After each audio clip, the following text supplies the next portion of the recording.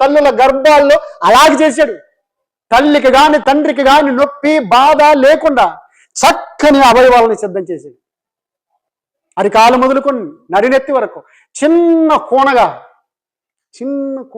ఆయన తయారు చేశాడు. ఆయన ఆకాశములను జానతో కొలిచేటోడు. అంత పెద్ద చెయ్యి ఆయనది. అవునా?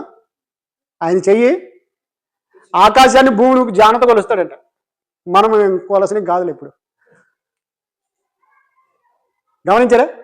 కానీ అంత గొప్ప దేవుడు మనల్ని ఏం చేశాడంటే తల్లి గర్భంలో చిన్నని ఆకారంగా తయారు చేసుకుంటూ వచ్చాడు. చిన్న కళ్ళు, చిన్న ముక్కు, చిన్ని చెవులు, చిన్ని చేతులు. గమనించారా?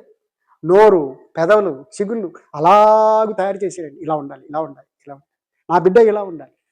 కాళ్ళు ఉండాలి, చేతులు ఉండాలి, వేళ్ళు ఉండాలి, వేళ్ళకు గోళ్ళు ఉండాలి, తల ఉండాలి, తలకు వెంట్రుకలు ఉండాలి. ఆహా, ఏం సిస్టమ్ అండి!